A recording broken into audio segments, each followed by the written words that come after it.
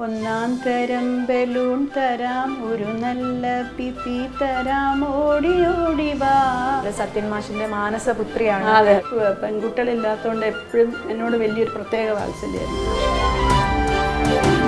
എനിക്ക് തോന്നുന്നില്ല ഇത്രയും വലിയൊരു നടൻ ഇത്രയും ഹമ്പിളായിരിക്കാം. വളരെ ഹമ്പിൾ. അവിടെ ലൈറ്റ് ബോയ്സിൻ്റെ അടുത്തോ അല്ലെങ്കിൽ ക്യാൻറ്റീനിൽ ഇരുന്ന പയ്യന്മാരുടെ അടുത്തോ ഡയറക്ടറുടെ അടുത്തോ എല്ലാവരോടും. അപ്പോൾ അന്ന് ഞാൻ കണ്ടിന്യൂ ചെയ്തു ഇന്നിപ്പോൾ ആരുടെ ലെവലിൽ നിൽക്കുമായിരുന്നു എന്ന് മാത്രം. പക്ഷെ ആഗ്രഹിച്ചിട്ടില്ല. പിന്നെ ഒരു ലൈഫ് ടൈം അച്ചീവ്മെൻ്റ് അവാർഡ് തന്നു. അതെന്തിനാ തന്നെന്നറിയില്ല. പക്ഷെ അതായിരുന്നു എനിക്ക് ഏറ്റവും സന്തോഷം. ഞാൻ ലൈഫ് ടൈമായിട്ട് ഒന്നും ചെയ്തുകൊണ്ടല്ല, അത് തന്നത് മമ്മൂട്ടിയായിരുന്നു.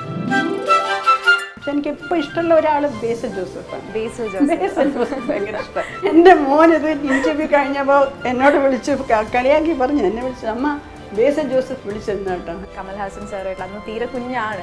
പിന്നെ ഭയങ്കര സ്മാർട്ടായിരുന്നു ആള്, ആക്റ്റീവായിരുന്നു. ഒരു സെക്കൻഡ് ഇങ്ങനെ വെറുതെ ഇരിക്കില്ല, അങ്ങനെ എപ്പോഴും ഇങ്ങനെ എന്താ ഒരു സെന്റർ ഓഫ് ഗ്രാവിറ്റി ഇല്ലാത്ത പോലത്തെ ഒരാളായിരുന്നു. കമന്റ്സ് ഒക്കെ ഞാൻ വായിക്കും. ചിലവരിങ്ങനെ കുറേ ഗസ് ചെയ്യും. ഇപ്പൊ ഇവരുടെ ചിലർ പറയുന്നുണ്ട് ഇവരിപ്പോ പഴയ കാണുമെന്നും പറയാറുണ്ട്. അത് കുഞ്ഞിലെ സിനിമയിൽ അഭിനയിക്കാൻ പോയതുകൊണ്ട് എനിക്ക് ശരിക്കും പറഞ്ഞൊരു ബാല്യം ഉണ്ടായിട്ടില്ല. അല്ല, ബേസിൽ മാത്രമല്ല, കുറേ പേരുണ്ട്. ടോവിനോ ബേസിലൊക്കെ ഉണ്ട്. ബേസിനോട് പ്രത്യേക ഇഷ്ടമുണ്ട്. അയാളുടെ ചിരി ഒരു പ്രത്യേകത. Welcome to Kaumudi movies. ഇന്ന് എൻ്റെ ഒപ്പമുള്ളത് സോഷ്യൽ മീഡിയ ഒന്നാകെ അന്വേഷിച്ചു കൊണ്ടിരിക്കുന്ന ഒരു കുട്ടി ബാലതാരമാണ്. വെൽക്കം വിനോദിനി മാം. എനിക്കൊന്ന് വളരെ കുഞ്ഞു പ്രായമായിരിക്കും അല്ലേ? 4 വയസ്സോ 5 വയസ്സോ? 5 വയസ്സുള്ളപ്പോൾ.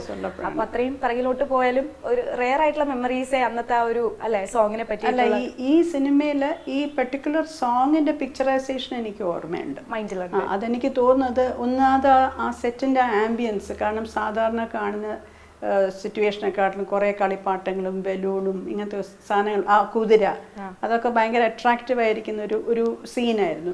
അപ്പോൾ ആ കുതിരയുടെ കൂടെ തന്നെ ഞാൻ കുറേ നേരം കളിച്ചിരുന്നു. ഈ ഷോട്ട് എടുക്കുന്നതിന് മുമ്പേ ഞാൻ ആവശ്യപ്പെട്ടിരുന്നു എനിക്കതിൽ കളിക്കണമെന്ന്. അപ്പോൾ ഡയറക്ടർ സുബ്രഹ്മണ്യം പറഞ്ഞു, മോള് കളിച്ചോളൂ എന്ന് പറഞ്ഞു. അപ്പോൾ കുറേ ഷോട്ടിന് മുമ്പ് തന്നെ വെളിയിലും അകത്തുമായിട്ടൊക്കെ ഞാൻ കുറേ കളിച്ചിട്ടുണ്ട്. അതുകൊണ്ട് ഈ പാട്ട് പിക്ചറൈസ് ചെയ്തത് എനിക്ക് നല്ല ഓർമ്മയുണ്ട്. അതിലെൻ്റെ കൂടെ അഭിനയിച്ചത് TK ബാലേന്ദ്രനാണ്. അദ്ദേഹം ആക്ടറായിരുന്നു, പ്രൊഡ്യൂസറായിരുന്നു, ഡയറക്ടറായിരുന്നു. അന്നത്തെ കാലത്ത് കുറേ സിനിമകളിൽ ഈ പി സുബ്രഹ്മണ്യത്തിന് തന്നെ കുറേ സിനിമകളിൽ അഭിനയിച്ചിട്ടുണ്ട്. ഞാനും പിന്നീട് അദ്ദേഹത്തിൻ്റെ കൂടെ അഭിനയിച്ചിട്ടുണ്ട്. അതേപോലെ കമന്റ്സിൽ പറയുന്നുണ്ട് ഇപ്പം മക്കളെയൊക്കെ ഉറക്കാനും അല്ലെങ്കിൽ ഫുഡ് കൊടുക്കാനും ഒക്കെ ഈ പാട്ടാണ് അമ്മമാര്. അതെ, പലരും ഇങ്ങനെ പറയുന്നുണ്ട് മക്കള് പിന്നെ ചോറ് കഴിക്കാൻ ഈ പാട്ടാണ് ഇടുന്നത്. ചിലവർ പറഞ്ഞു ഞങ്ങളുടെ കുട്ടികളെയും ഇപ്പൊ ആ കുട്ടികളെയും ഈ പാട്ട് വെച്ചാണ് കളിപ്പിക്കുന്നതെന്നൊക്കെ പറയും. അപ്പൊ പിള്ളേർക്ക് ഭയങ്കര അട്രാക്ഷനാണ് ഈ പാട്ട്. എനിക്ക് തോന്നുന്നു ഒന്ന് ആ കുതിരയാണ്, പലർക്കും ആ കുതിരയാണ് ഭയങ്കര. മാത്രമല്ല എനിക്ക് ഫീൽ ചെയ്യുന്ന പറഞ്ഞു കഴിഞ്ഞാൽ അതിൽ മാം ഭയങ്കര ക്യൂട്ടായിട്ടാണ് അഭിനയിക്കുന്നത്. എനിക്കൊന്ന് പണ്ടത്തെ സിനിമകളുടെ ഒരു പ്രത്യേകത അങ്ങനെയാണല്ലോ, ക്യൂട്ട്നെസ് ആയിരിക്കും ഹൈലൈറ്റ് ആയിട്ട്. മാമിന്റെ എക്സ്പ്രഷൻസ് ഇങ്ങനെയൊക്കെ കാണിക്കുന്ന എക്സ്പ്രഷൻ അത് ഭയങ്കര ക്യൂട്ടായിരുന്നു. അപ്പൊ എനിക്ക് തോന്നുന്നു അതൊക്കെ ആയിരിക്കും. ആ ഹെയർ, മാമിന്റെ ഒരു ഫേഷ്യൽ ഫീച്ചർ, നടുക്കൊരു പൊട്ട്, എല്ലാം കൂടെ ചേർന്നത് ഭയങ്കര ക്യൂട്ടായിരുന്നു. അതിൽ വിഷ്വൽ മൊത്തത്തിൽ ആ ഒരു വിഷ്വൽ കാണാൻ ഭയങ്കര. പിന്നെ ആ പാട്ടും ലതാരാജുവിന്റെ പാട്ട് കാണും. ലതയുടെ ഫസ്റ്റ് സോങ് ആണിത്, ആദ്യമായിട്ട് സിനിമയിൽ പാടിയ പാട്ടാണെന്ന് എനിക്ക് തോന്നുന്നു. അപ്പൊ ആ ഒരു കൊച്ചുകുട്ടിക്ക് വേണ്ടി ഒരു കൊച്ചുകുട്ടിയാണ് പാടുന്നത്. അതൊക്കെ എന്നെക്കാട്ടിലും ഒരു 7 വയസ്സൊറ്റ മൂപ്പുള്ളൂ, എന്നെക്കാട്ടിലും മൂത്താണ്. അപ്പോൾ അതും വളരെ അട്രാക്റ്റീവാണ്. ആ പാട്ടും വളരെ അട്രാക്റ്റീവ്. ശരിക്കും പറഞ്ഞാൽ എനിക്ക് തോന്നുന്നു ആ പാട്ടിൻ്റെ ഒരു 75% അവരുടെ പാട്ടാണ് അത് അട്രാക്ട് ചെയ്യുന്നത്. പിന്നെ പെട്ടെന്ന് എല്ലാവർക്കും പാടാൻ പറ്റുന്ന ഒരു പാട്ടാണ്, വളരെ ഈസി ആയിട്ടുള്ള സോങ് ആണ്. അതൊക്കെ ആയിരിക്കും എന്താ വിചാരിക്കും. കമന്റ്സ് ഒക്കെ ഞാൻ വായിക്കും. ചിലവരിങ്ങനെ കുറേ ഗസ് ചെയ്യും. ഇപ്പൊ ഇവരുടെ ചിലർ പറയുന്നുണ്ട് ഇവരിപ്പോ പഴയ കാണുന്നും പറയാറുണ്ട്. അതൊന്നും പ്രശ്നമല്ല. എപ്പോഴും സുന്ദരിയായിട്ടുണ്ടല്ലേ, എവിടെയും പടമൊന്നും ആയിട്ടില്ല, എപ്പോഴും സുന്ദരി. അവസാനം ഞാൻ തന്നെ കമന്റ് ചെയ്തു, ഞാനിവിടെ ജീവിച്ചിരിപ്പുണ്ട്, ഇപ്പൊ എനിക്ക് 67 വയസ്സായി, എനിക്ക് 5 വയസ്സുള്ളപ്പോൾ എടുത്ത സിനിമയാണിത്. ഓക്കെ, ഒരു 5 വയസ്സിലൊക്കെ നമ്മൾ ഇത്രയും അടിപൊളിയായിട്ട് അഭിനയിക്കാന്ന് പറഞ്ഞു കഴിഞ്ഞാൽ അത് ഒരു ബോൺ ടാലന്റ് ആയിരിക്കണം. ഒബ്വിയസ്ലി അതിന് പിന്നിൽ കാരണക്കാരും കാണുമല്ലോ. ഇപ്പൊ പാരന്റ്സ് പറഞ്ഞിട്ടുണ്ടായിരുന്നു, ഉപജ്ഞാതാവാണ് നടന ഗ്രാമത്തിന്റെ ഗുരു ഗോപിനാഥ് സാർ, അതേപോലെ അമ്മ ഒരു നർത്തകിയാണ്. അപ്പൊ എങ്ങനെയായിരുന്നു മാമിന്റെ ചൈൽഡ്ഹുഡ് എന്ന് പറയുന്നത്? അപ്പാർട്ട് ഫ്രം മൂവീസ്, മാമിന്റെ പാരന്റ്സ് ആയിട്ടുള്ള ഒരു ജേർണി, ലൈഫ് എങ്ങനെയായിരുന്നു? പാരന്റ്സ്, ഞാൻ ശരിക്കും പറഞ്ഞാൽ 3.5 വയസ്സിലാണ് സിനിമയിൽ അഭിനയിക്കാൻ തുടങ്ങിയത്. എൻ്റെ ഫസ്റ്റ് ഫിലിം ഭക്തകുചേല എന്ന സിനിമയായിരുന്നു. അതിലെൻ്റെ സിസ്റ്റർ ഉണ്ടായിരുന്നു.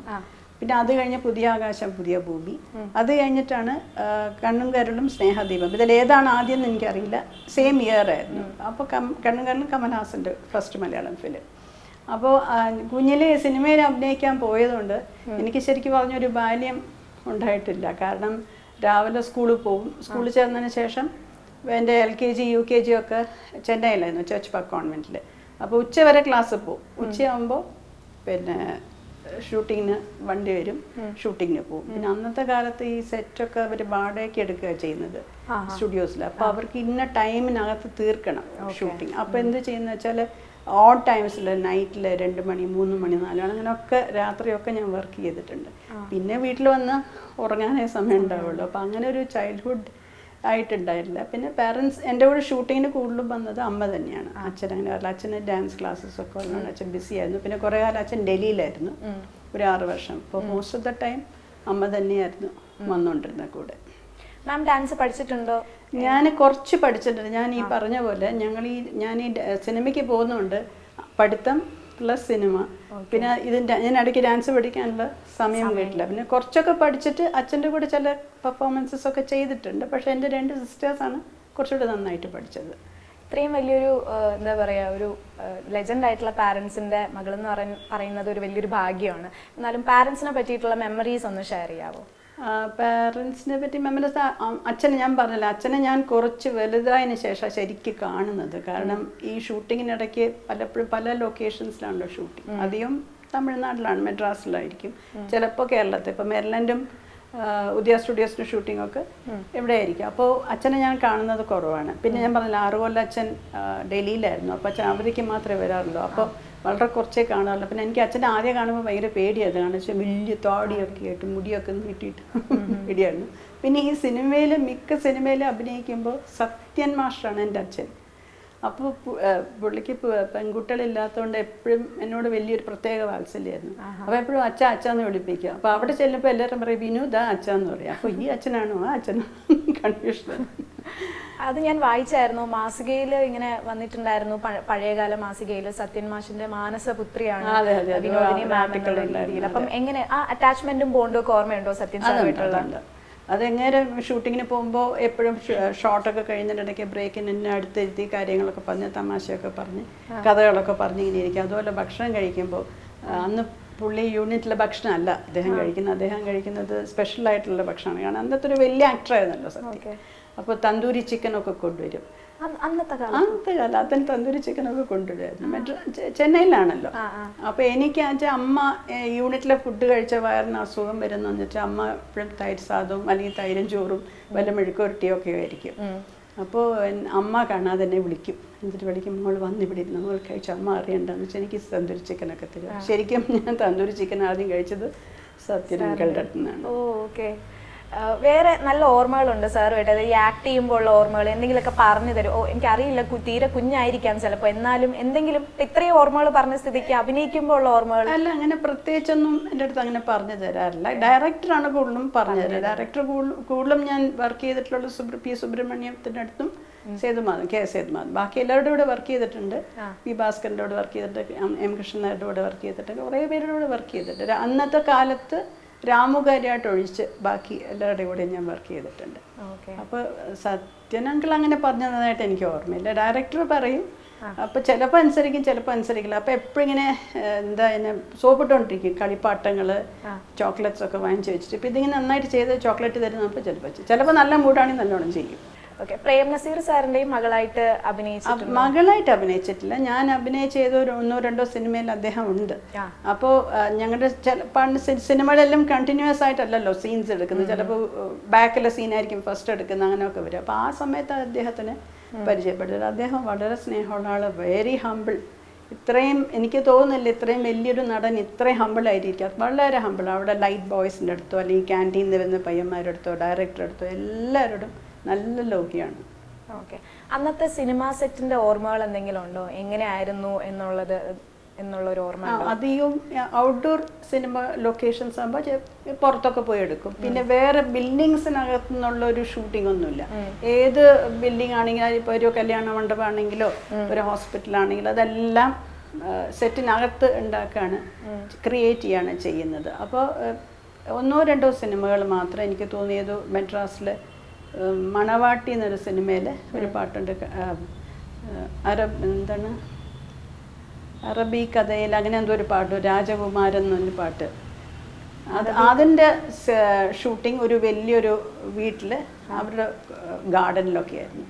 പിന്നെ അന്നത്തെ സ്റ്റുഡിയോസിന് തന്നെ നല്ല ഗാർഡൻസ് ഒക്കെ ഉണ്ട്. ഈ സെറ്റിംഗ്സ് ആണല്ലേ ഫുൾ? അത് അല്ല, ഗാർഡൻസ് ഉണ്ട്. AVM സ്റ്റുഡിയോ, ജെമിനി, അവർക്കൊക്കെ നല്ല പ്ലാന്റ് ഗാർഡൻസ് ഒക്കെ ഉണ്ട്. Real plants? റിയൽ ഗാർഡൻസ് ഒക്കെ. അപ്പൊ അവിടുന്ന് ഔട്ട്ഡോർ ഷൂട്ടിംഗ് കുറേയൊക്കെ അവിടുന്ന് എടുക്കും. അതുപോലെ ഉദ്യാ സ്റ്റുഡിയോനും ഉണ്ടായിരുന്നു. അവർക്കൊരു പോണ്ട്, കുറെ മരങ്ങൾ, കുറെ ആനിമൽസും ഉണ്ടായിരുന്നു അവിടെ.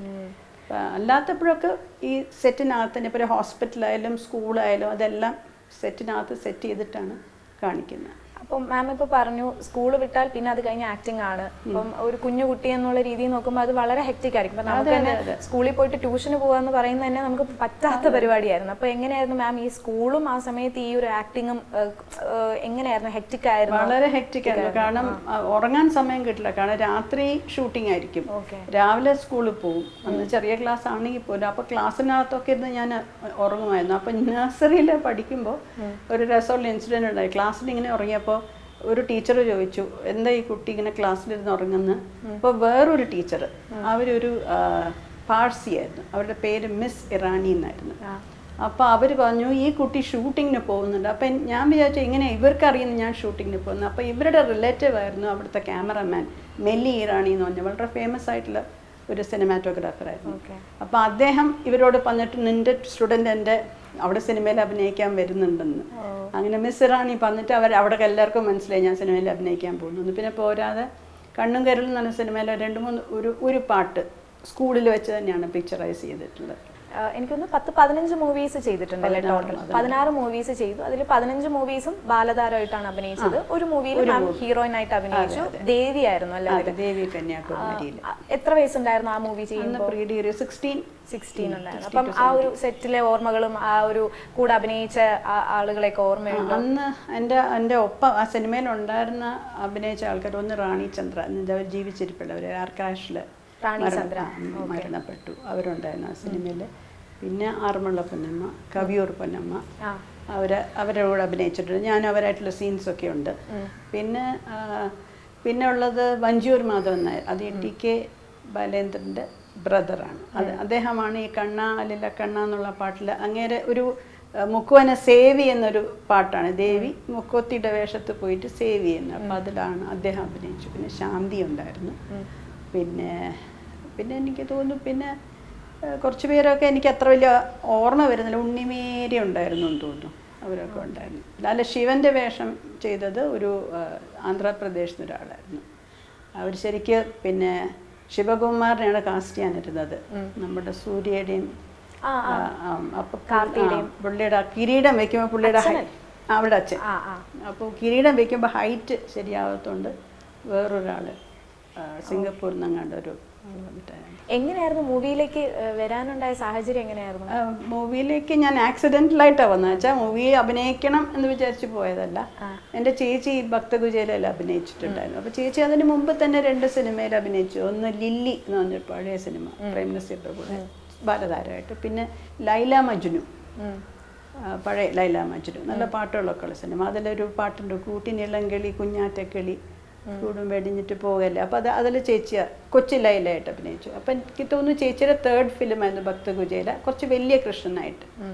അപ്പോൾ ചേച്ചി പോകുന്നുണ്ട്, ഞാനും അമ്മയുടെ കൂടെ പോകും. 3.5 വയസ്സേ ഉള്ളൂ. അപ്പോൾ അവിടെ എത്തുമ്പോൾ ഈ പൂതനയുടെ ഒരു സീനുണ്ടല്ലോ, പൂതന വന്ന് പാല് കൊടുത്തിട്ട് അവസാനം കൃഷ്ണനെ കൊല്ലാൻ നോക്കുന്നു. അപ്പോൾ ആ രൗദ്രവേഷം ചെയ്തത് എൻ്റെ അച്ഛനായിരുന്നു. അപ്പോൾ അവിടെ വരുന്ന കുട്ടികൾ, ഈ ഓഡിഷന് കൊണ്ടുവരുന്ന പിള്ളേർ ഈ അതുവരെയൊക്കെ നോർമലായിട്ടിരിക്കും. അച്ഛൻ്റെ ആ വേഷം കാണുമ്പോൾ കരയാൻ തുടങ്ങും. നടക്കില്ല. കുറേ പേരെ നോക്കിയിരുന്നു. അവസാനം സുബ്രഹ്മണ്യം അദ്ദേഹം പറഞ്ഞു, ഇത്രയും നാളായിട്ട് വിനു ഇവിടെ ഇരിക്കില്ലേ, വിനുവിനെ ഒന്ന് നോക്കിയല്ലോ എന്ന് വന്നിട്ട് അങ്ങനെ കൃഷ്ണൻ്റെ വേഷമൊക്കെ കെട്ടിച്ച് സ്റ്റില്ലൊക്കെ എടുത്ത് അഭിനയിപ്പിച്ചു. അങ്ങനെയാണ് ഞാൻ സിനിമയിലേക്ക് വരുന്നത്. അതിനുശേഷം എന്താ അഭിനയിക്കാത്ത? എനിക്ക് വലിയ താല്പര്യമില്ലായിരുന്നു അഭിനയിക്കാൻ. സിനിമ കരിയറായിട്ട് എടുക്കണം എനിക്ക് താല്പര്യമില്ലായിരുന്നു. പാരൻസിന്റെ ഇഷ്ടം കൊണ്ട് മാം അവർ പോയി. അവരും ഫോഴ്സ് ചെയ്തിട്ടില്ല, അവരും ഇത് വേണം എന്ന് പറഞ്ഞിട്ടില്ല. എന്നോട് ഞങ്ങൾ അത് കഴിഞ്ഞ് ദേവികന്യാകുമാരി കഴിഞ്ഞിട്ട് കുറേ ഓഫേഴ്സ് കിട്ടിയിരുന്നു. അപ്പം എന്നോട് ചോദിച്ചു നിനക്ക് കണ്ടിന്യൂ ചെയ്യണോ? ഞാൻ എനിക്ക് വലിയ താല്പര്യമില്ല എന്ന് പറഞ്ഞു. അപ്പം അതുകൊണ്ട് നിർത്തി. എനിക്കൊന്ന് അന്ന് മാം കണ്ടിന്യൂ ചെയ്തിരുന്നെങ്കിൽ ഇന്ന് നമ്മൾ സുകുമാരി അമ്മ അല്ലെങ്കിൽ നമ്മൾ കവിയർ പൊന്നമ്മ ഒക്കെ ട്രീറ്റ് ചെയ്യുന്ന ഞാൻ ഇപ്പോൾ ചിലപ്പോൾ ആലോചിക്കും ഇപ്പോഴത്തെ സിനിമകളാകുമ്പോൾ അന്ന് ഞാൻ കണ്ടിന്യൂ ചെയ്ത് ഇന്ന് ഇപ്പൊ ആരുടെ ലെവലിൽ നിൽക്കുമായിരുന്നു എന്ന് മാത്രം. പക്ഷെ ആഗ്രഹിച്ചിട്ടില്ല. ഓക്കെ. ഇതിൽ ഏതെങ്കിലും അഭിനയിച്ചതിന് അവാർഡോ അങ്ങനെ എന്തെങ്കിലും കുറെ അവാർഡ്സ് കിട്ടിയിട്ടുണ്ട്. എനിക്ക് ഫിലിം ഏതോ കൃത്യമായിട്ട് എനിക്ക് ഓർമ്മയില്ല. ഫിലിം ക്രിറ്റിക്സ് അവാർഡ് കിട്ടിയിട്ടുണ്ട്.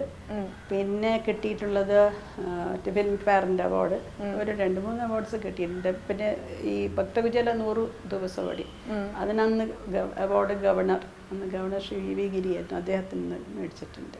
പിന്നെ കുറേ അവാർഡ്സ് കിട്ടിയിട്ടുണ്ട്. പിന്നെ സിനിമ ഫീൽഡ് വിട്ടതിന് ശേഷം ഒരു 3 അവാർഡ്. മറ്റേ ജെസ്സി എന്നൊരു ഡയറക്ടറല്ലേ, അദ്ദേഹത്തിൻ്റെ ഒരു റിലേറ്റീവ് ഉണ്ട്, ഒരു ജെസ്സി കുറ്റിക്കാട് എന്ന് പറഞ്ഞിട്ട്. അവർക്ക് എന്തോ ഒരു ട്രസ്റ്റ് പോലെ എന്തുകൊണ്ട്. അപ്പോൾ അവരിങ്ങനെ 50 years ഓഫ് ഓരോ ഫിലിമിന് കൊടുത്തിട്ടുണ്ട്. അപ്പോൾ അതിൽ കണ്ണും കരളിനും 50 years കഴിഞ്ഞപ്പോൾ ഒരു അവാർഡ് കിട്ടി. പിന്നെ മണവാട്ടി എന്നുള്ള സിനിമയ്ക്ക് അതും ഇത്രയും കൊല്ലം കഴിഞ്ഞപ്പോൾ. പിന്നെ ഒരു ലൈഫ് ടൈം അച്ചീവ്മെന്റ് അവാർഡ് തന്നു. അതെന്തിനാ തന്നെന്നറിയില്ല, പക്ഷെ അതായിരുന്നു എനിക്ക് ഏറ്റവും സന്തോഷം. ഞാൻ ലൈഫ് ടൈം ആയിട്ട് ഒന്നും ചെയ്തുകൊണ്ടല്ല, അത് തന്നത് മമ്മൂട്ടിയായിരുന്നു. അതുകൊണ്ട് എനിക്ക് ഞാൻ ഭയങ്കര ഹാപ്പി ആയിരുന്നു. അത് ഏത് വർഷമായിരുന്നു? അത് 2011 or 12 ആയിട്ടാണെന്ന് തോന്നുന്നു. മൂവീസ് ഒക്കെ കാണാറുണ്ടോ? ഇപ്പോഴത്തെ ആക്ടിങ് ചെയ്യുന്നവരിൽ ഏറ്റവും ഇഷ്ടമുള്ള നടനോ നടിയോ? ഇപ്പൊ ഒരുപാട് പേര് ടാലന്റഡ്. അങ്ങനെ ഒരാളെങ്ങനെ നമുക്ക് എടുത്തു പറയാൻ പറ്റില്ല.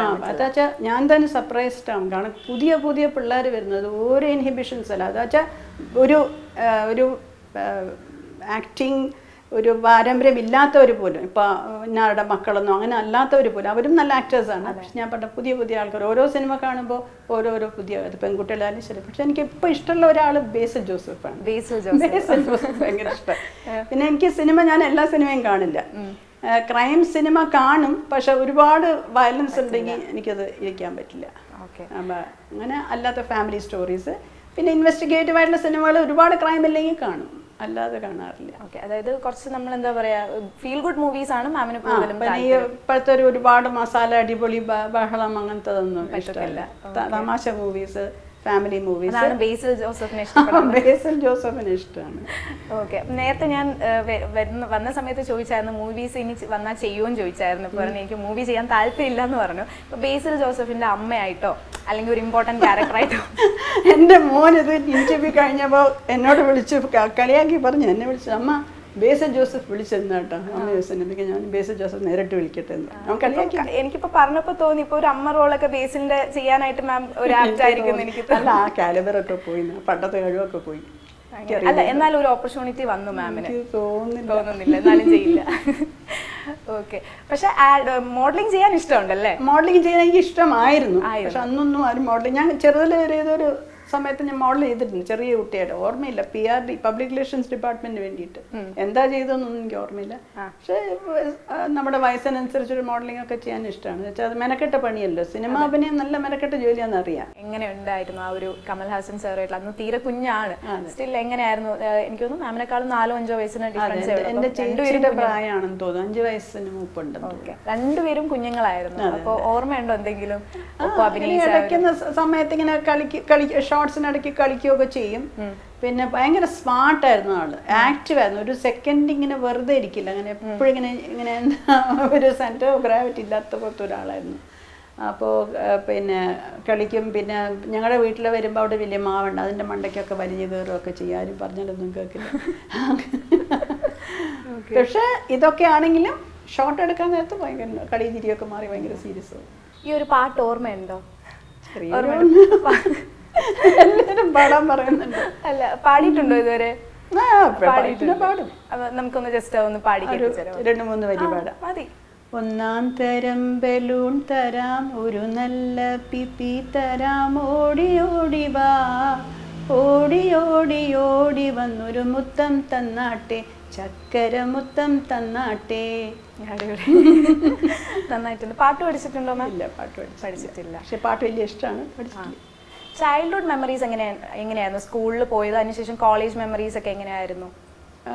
സ്കൂളിൽ ഞാൻ പറഞ്ഞില്ല, ചെറിയ ക്ലാസ്സൊക്കെ അവിടെ മദ്രാസിലായിരുന്നു. അതിനുശേഷം ഇവിടെ ട്രിവാൻഡ്രത്ത് വന്നിട്ടും കുറെ സിനിമകൾ ഞാൻ അഭിനയിച്ചിട്ടുണ്ട്.